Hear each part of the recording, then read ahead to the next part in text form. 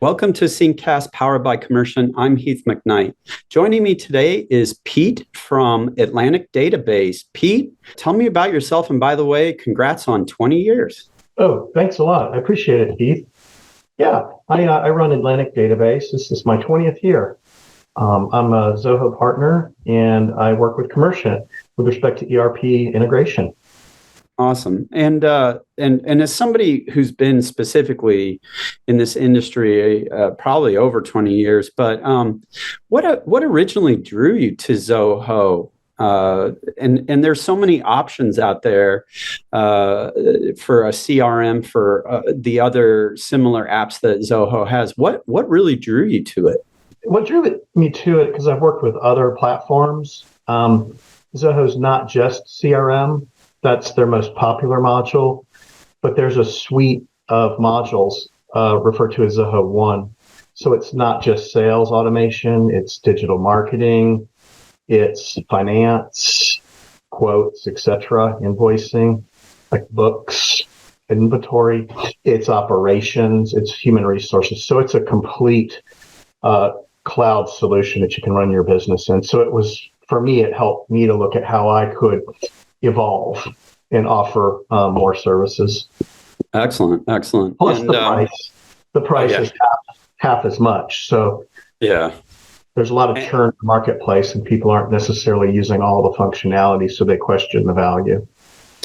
You know, every year, at any point of the year, I suddenly get an alert. Oh, thanks for renewing your subscription. I'm like, oh, geez, another one.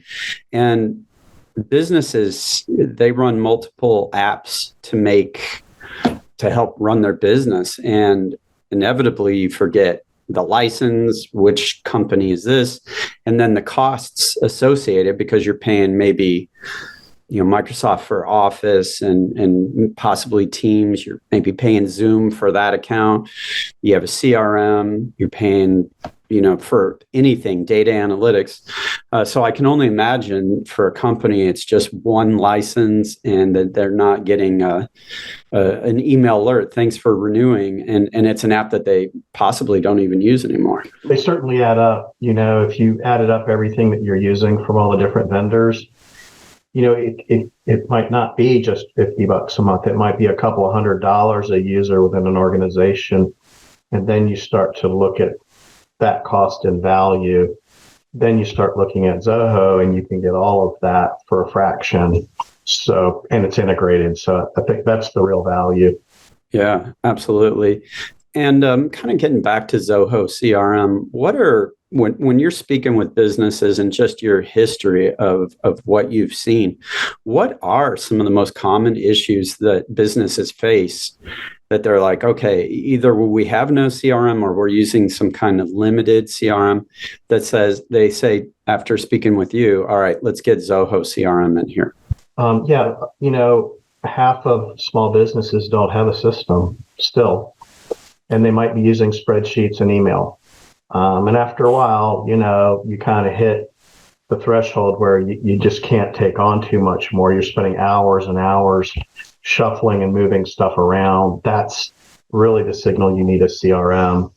So that's the one thing there. The other thing is you need a leader, a sponsor that says, this is what we're going to do. It makes sense. We need to get on board with this. And then the budget to make it happen. Sometimes people get in and they don't have the leadership, so it doesn't follow through and it's not adopted. So you have to have a strong leader. You have to have a budget, and then planning is 80%, right? And 20% is execution. So you work together in a positive way and set your goals to bring it about. And so that's the next thing, the path to success. Plus the cost, like I mentioned, there's a lot of churn. There's like 30% churn coming out of various solutions, and people are looking at the value, and they look and they go, hey, this is CRM, and the conversation broadens. And so it's like, well, what are you doing for quotes and invoicing? What are you using? Will it integrate with that, for example? Or do you have something within the suite that can handle that and hook up with a payment gateway? Yes. what are you doing with marketing? Oh, I'm sending out campaigns periodically, but I need to think through my marketing strategy. Yeah, because it's omni-channel. It's not only the email blast, but it's your website, it's your blog, it's your social media, and getting into Google Analytics and search engine optimization and pay-per-click display advertising. So it's a lot to consider. So, but the good news is there is an integrated solution set that can address those capabilities. So they like to see that they can work within one realm to be able to take care of more of what they need to do, and it's integrated across the functions in a business. Do you find that some of them use two or three apps, and if so, what are the big must-haves? Like if you were talking to somebody said, okay, maybe I'll be ready to dive into Zoho One a little bit later, but I'd really like to kind of dip my toe in and kind of ease into the shallow end of the pool, if you will. What are two or three must-have apps that Zoho offers? Yeah, excellent question. And I've had clients go, both ways. They start with CRM typically, and then they start looking at campaigns and how do I get the awareness up to create more leads so that I can follow up in sales. And the third leg, one of the most important legs is how are you doing your estimates and your quotes and your invoicing, and what are you using in your accounting system, and then how can we integrate that? It comes up a lot. Can you integrate with QuickBooks? Can you integrate with Sage? Can you integrate with Great Plains, etc.? And of course, the answer is yes with Commercient. And so that takes a lot of manual entry, labor out of the equation, because the information flows into CRM, and that's where the sales reps are looking at, where am I on this account? What's the value of the account? What's outstanding? Have they accepted my latest estimates? Those types of things. So very key. Those are the three parts: sales, marketing, finance. Yeah, absolutely. And I'll circle back to a couple more questions, but I'd like to maybe just a little bit more about Commercient SYNC. You gave some pretty good examples of why a company should integrate with their ERP, be it a Sage, QuickBooks. I mean, there are some that I'd never even heard of, and you find out they're kind of very specific to a very specific industry. But besides that, what are other advantages to having that data in there for the sales and even the marketing team?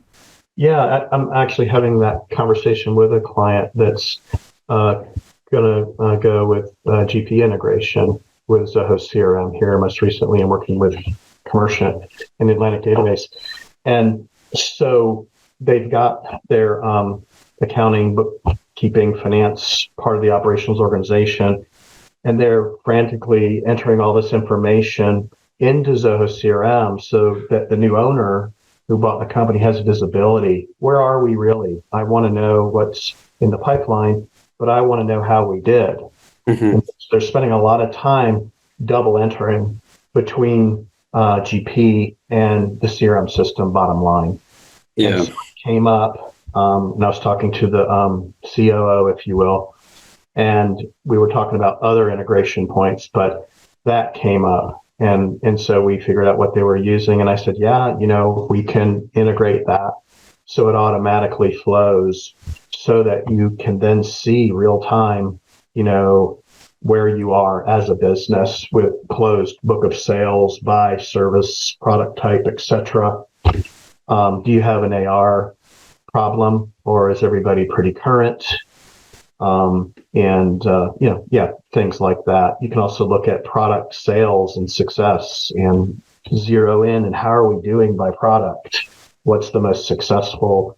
What if we wanted to do a targeted campaign within CRM on those products, or to remind people, because we can trigger in CRM off of what's updated from Commercient. Yeah, that's awesome. And what are some of the other advantages of having the CRM and then the marketing all kind of tied in together?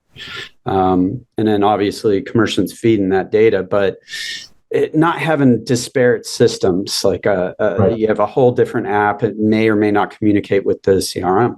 You can cobble together, and that's kind of status quo. I mean, you have CRM of choice, pick your flavor, and then you start talking about, okay, the marketing thing. Okay, well, what's your website run on? Is it WordPress? Is it something else? Do you have an e-commerce store? Is that WooCommerce? What is it? And then you start talking about the social media, whether you're B2C, B2B. You start thinking about your blog on your website. But all of that really is the mechanics, but it gets into the content. The content's the key of what is your value proposition? Who is your target market? Do you have personas so you understand who you're going after?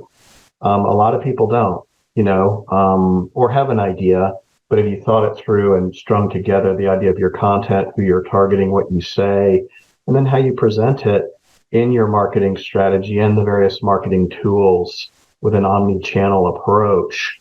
So you can do that with Zoho. You can also hook it up with third-party applications as well, of course, Google, as well as HubSpot. And so I will never say you have to use all Zoho. I know it's probably going to be a mix, but you can do an awful lot of it, and you can plug and play if you happen to already be going down that path and you're happy with one of third-party solutions, i.e. integrating ERP systems with, CRM.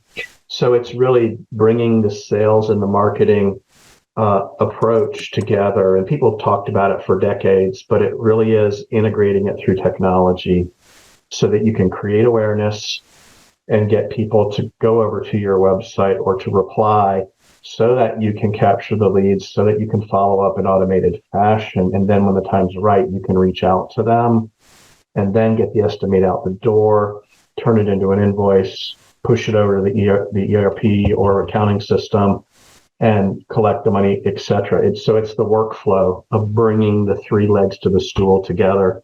And it saves a lot of money and time, and it allows you to sell more and focus more on taking your business up the next level. Yeah, absolutely. And I think that's one thing that I've heard a lot about businesses that are kind of stuck and their sales aren't growing, they're kind of plateauing or even slipping a little bit.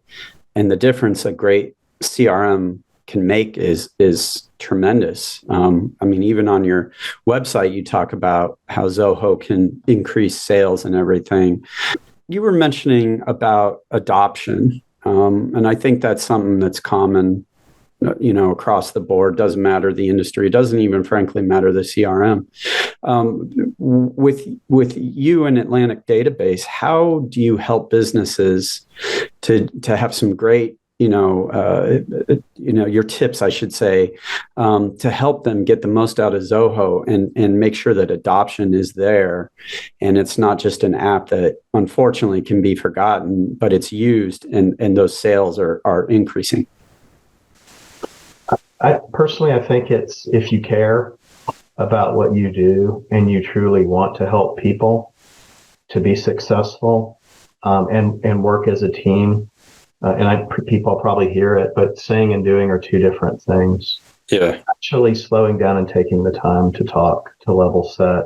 What's really going on and where are you, so that you know what the issues are facing the team, and then talk about those bottlenecks and how you could automate that, and then apply the technology. But don't just show up and talk technology. It's really about human beings, human interaction, and how the team what they're currently doing and how you could save them time and money, and work within a successful environment, work together as a team because you want to score,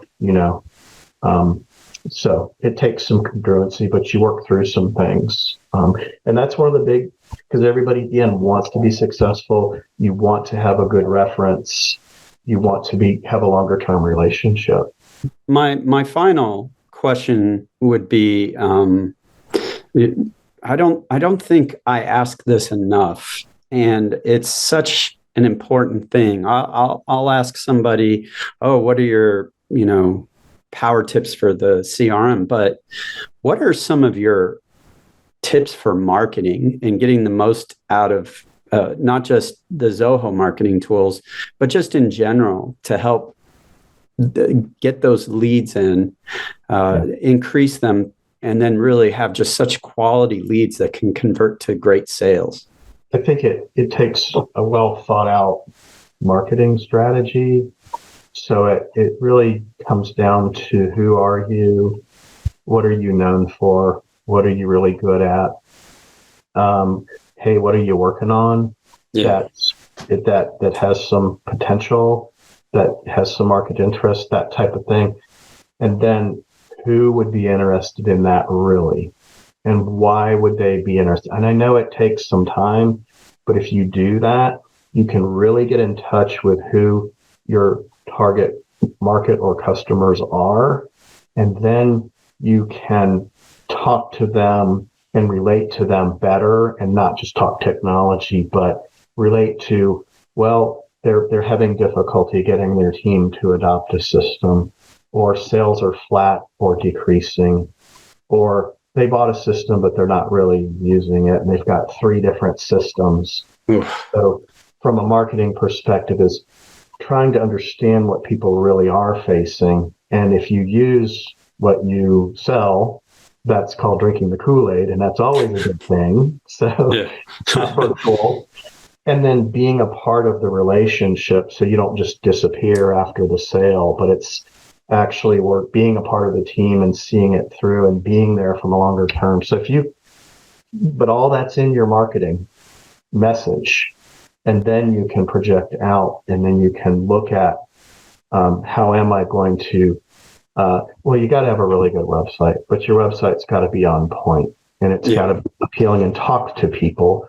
But then, you got to show Google how to find you and go through they look at content, they look at search engine optimization, you have a quality score, they're looking at your backlinks with other companies that you work with, like Commercient Atlantic Database. So that's how you plug into creating awareness through the internet and all the searching that's going on, in addition to having the website that backs up what you say when they click on that keyword from their search to the ads they may see. Of course, you're capturing leads on your website when they get there and they come in as leads, but then you have to be set up. So thank you very much for reaching out. I would love to talk to you. What's a good time to set up an appointment? And they click a button, they pick their time, and then they're talking to a human being. Yeah. Usually within 24 hours, because if you don't jump on it, someone else will. Yep. And that's the big thing, is not following up or following up enough. Understood. And Pete, how can they learn more about you and Atlantic Database? My website's atlanticdatabase.com. So if you hit that, it tells the tale. And we have an Ignite Your Sales landing page that shows how you can set up a free demo assessment, and then various user groups and other training events and things like that are going, as well as consulting packages, those types of things. Awesome. Pete, thank you so much for your time today. Sure thing. Thanks, Heath. I appreciate it.